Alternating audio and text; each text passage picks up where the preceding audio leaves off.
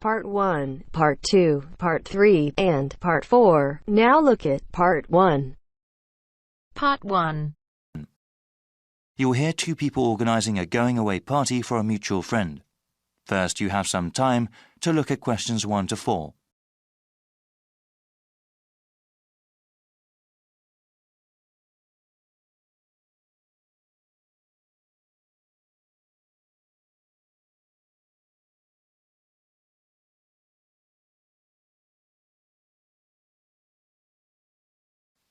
Now we shall begin.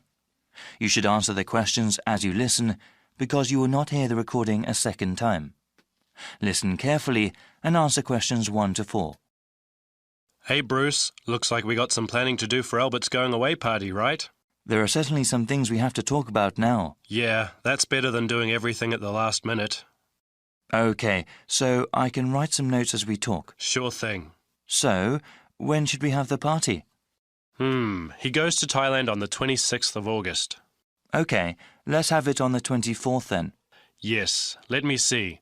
That's a Friday. That'd be perfect. Now, where should we have it? At a bar or a club? You know, I think he would like something really intimate, nothing too loud. A restaurant would be good. Maybe the Apple Tree Grill? Great place, sounds good. OK, now we have to think about who to invite. Well, his best friend from college. Sure. And his cousins? Right. Oh yes, his co-workers. Yeah, OK, his co-workers and his boss. Any other people? How about his yoga classmates? He does love yoga, but that might be too many people. I suppose so. I can email and text message the invitations. When should I send them? We should send them out soon, but not too early. How about the 16th of August then? Well, why not give it a few more days? The 13th? All right, I think that's a good time too. Before you hear the rest of the conversation, you have some time to look at questions 5 to 10.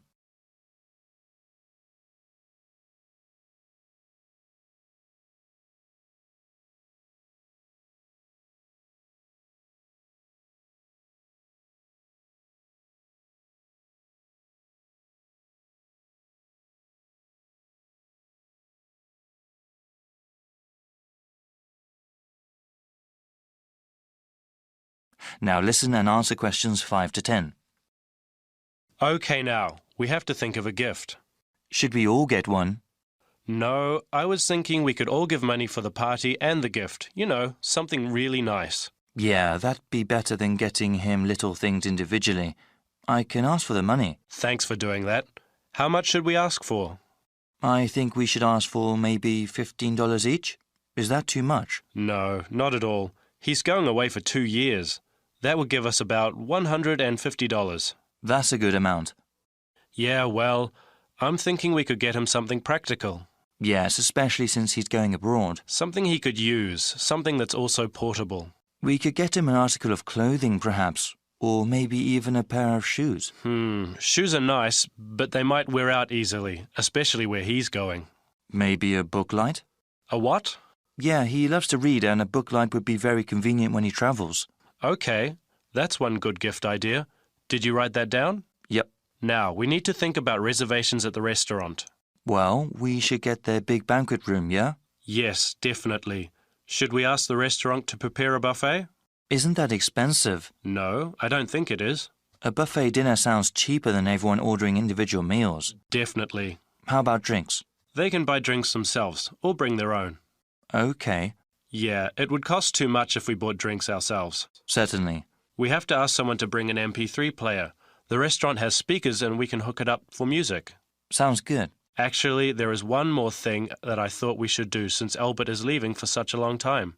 What were you thinking of? Maybe we could have a slideshow of all the fun times we've had. That'll take a little bit of work, but I think it's a great idea. Actually, in the invitation, can you ask for some photos people have of him? Yeah, definitely. I can scan them or people can send me digital photos they have. All right. I'll tell them when I send out the invitations. Then I can make a little presentation. I can't wait to see his reaction. Yeah, especially that one picture where... That is the end of Part 1. You now have half a minute to check your answers.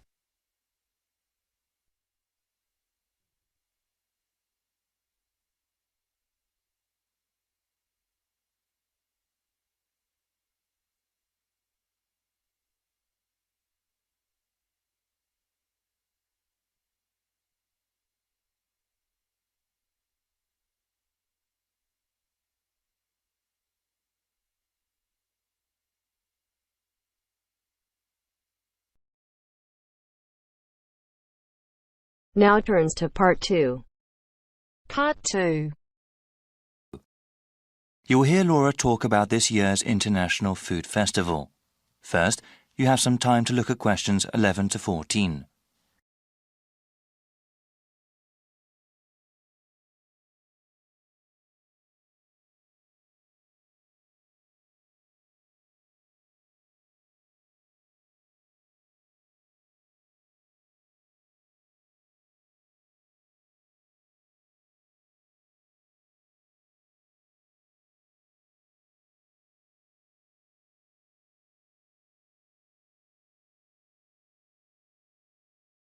Now listen to the first part of the talk and answer questions 11 to 14. Good morning, everyone. Today we have a special guest speaker. Laura Lanthor is director of the International Food Festival this year. Laura, can you tell us about what to expect at the festival? Of course, Vincent. This spring, people in the city can go to the 7th Annual International Food Festival. This is a special event for the whole family. I do have to tell you, though, we are holding it at a different date than before. Easter is exceptionally early this year, and if the festival were held as usual, it would have fallen on the same weekend. This year, the festival will be held on the first week of April, before Easter. The festival will be held at the Walker Field grounds and will be divided into 4 main areas. There will be a Western food area with authentic representations of European cuisine. There will also be an East Asian section with chefs and products from Japan, Korea, and China. A South Asian section will have food from India, Vietnam, Thailand, and Indonesia. For the first time this year, we will also have a Latin American section where people can try things from Mexico, various Caribbean countries, and South America. There will also be special booths where people can learn about all these cuisines. This year, we are expanding the cooking workshop and demonstration portion of the festival. Attendees last year really seemed to like learning about food and having a hands-on experience. Before you hear the rest of the talk, you have some time to look at questions 15 to 20.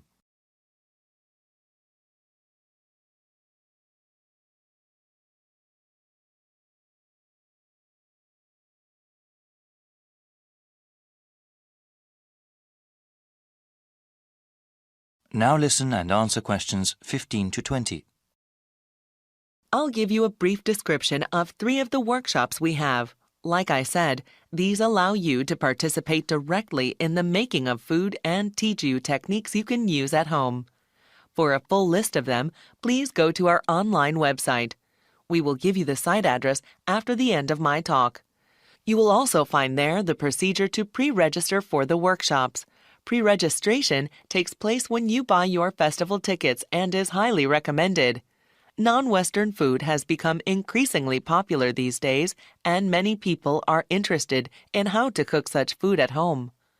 Such cuisines use a variety of different spices, ones that aspiring cooks might not be familiar with. Therefore, our world tour of spices is a good introduction to the flavor profiles of other cuisines. I would recommend it for adults who want to seriously learn about cooking.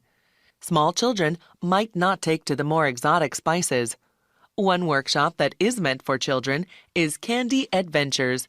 There are traditional activities like making gingerbread houses. Other activities teach basic decorating techniques, including the proper use of coloring dye. Kids can also learn how to make flowers and other objects out of cake frosting. We understand the concerns of parents regarding their children's health, so everything used in this workshop is either sugar-free or uses acceptable sugar substitutes. Lastly, we have a workshop that is suitable for the whole family. Salads Forever is a workshop for everyone interested in healthy eating. There will be different kinds of salads that people can try and demonstrations that show how to make them. Salads have grown in popularity these days and are a healthy addition to any diet if prepared the right way. The workshop will also teach how to make healthy salad dressings. I'm afraid that's all I have today. Please visit the festival website for more details.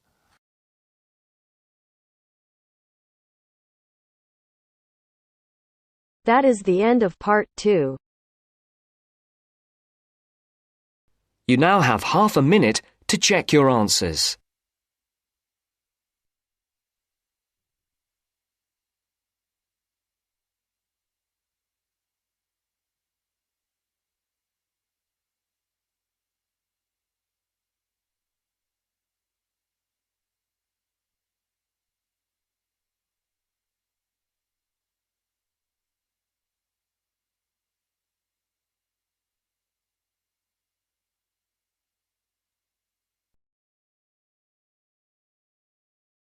Now turns to Part 3. Part 3. You'll hear three students discussing an assignment they are doing together. First, you have some time to look at questions 21 to 26.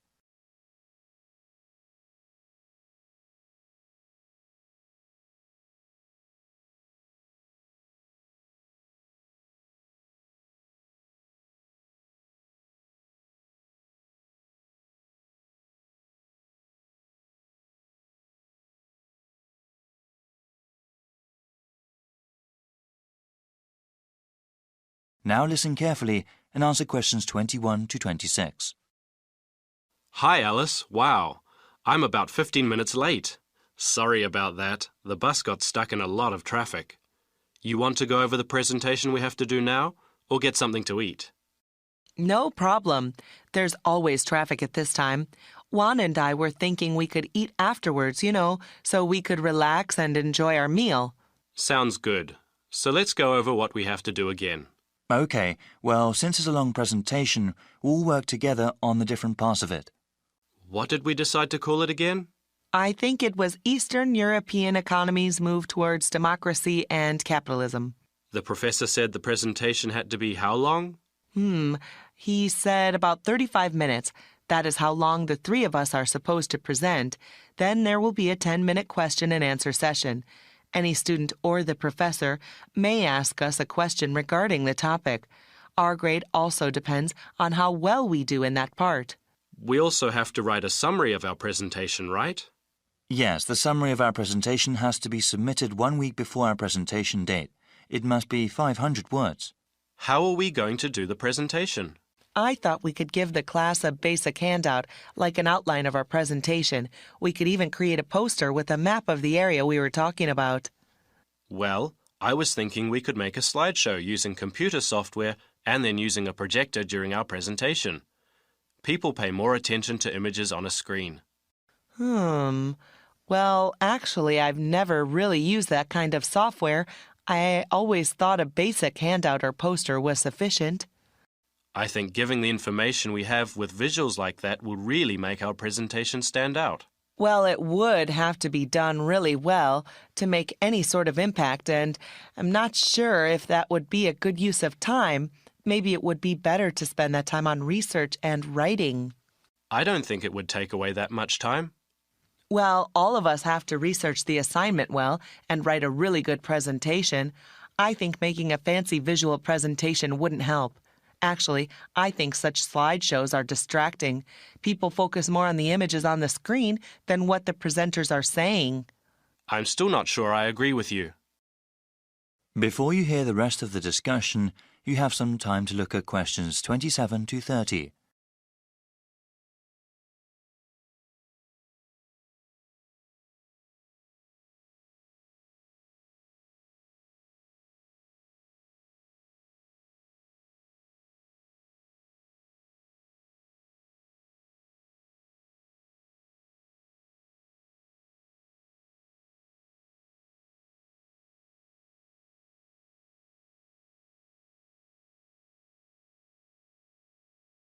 Now listen and answer questions 27 to 30. All right then, let's go through some of the reading material. What was the main text we had? It's called The Political Economy of the Former Soviet Bloc by Fovac. That's spelled F-O-V-A-C? Yes, that deals with the specific area of Europe we are researching. There is also An Economy in Transition by Smith. That one is published by the University Press. Well, the professor suggested another useful book, one that focuses on the leadership of those countries. Sometimes the personalities of those in power affected historical events. It's called Foisted into Power by Brown, published by the Academic Press in 2005. Well, We still have to plan out a few more things, but I am quite hungry now. Shall we get a snack before we proceed? Definitely. I'm getting a sandwich. I need some rice with lentil curry, that's for sure. Let's go to the all-campus dining center then.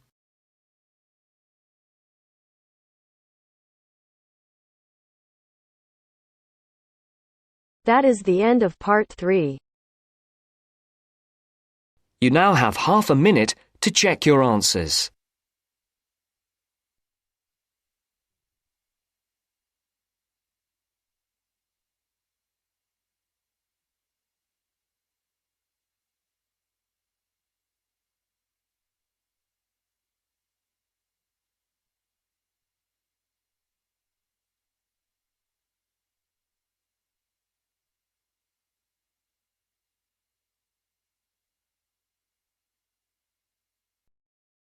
Now turns to part 4. Part 4. You will hear a student representative explaining the views of the student body about how a large donation to the school should be spent. First, you have some time to look at questions 31 to 40.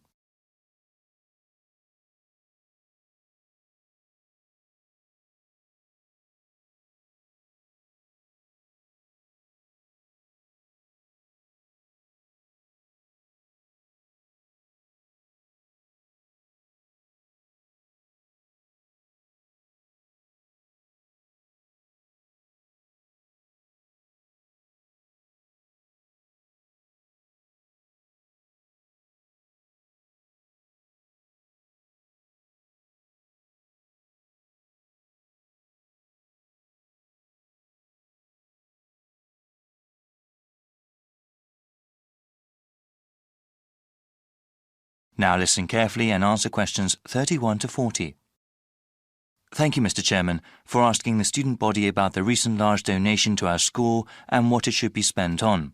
Also, thank you to the rest of the Board of Trustees for letting us have some say over how to improve our university.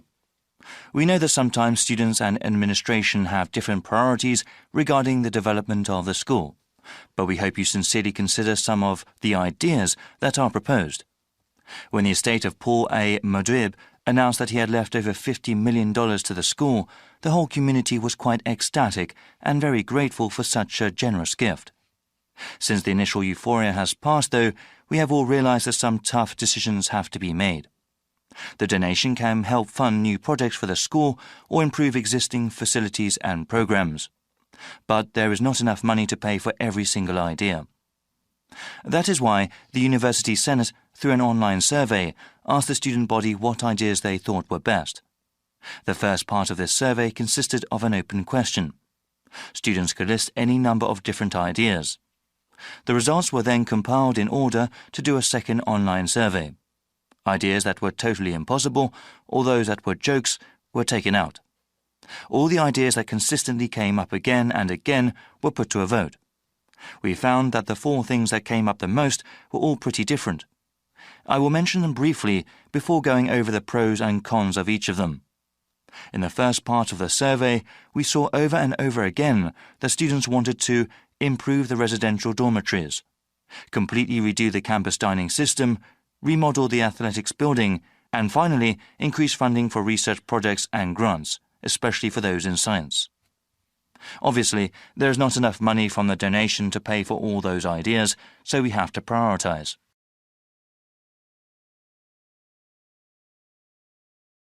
The ideas that got the most votes were improving the residential dormitories and completely redoing the campus dining system. They both got 30% and 28% respectively of students saying that was what most of the money should be spent on. Many of the dorm facilities are quite old and definitely need some repair, particularly the shared bathrooms. Also, students have been complaining for a while that there is not an adequate number of dining facilities on campus, and that the quality of the food at existing places is low.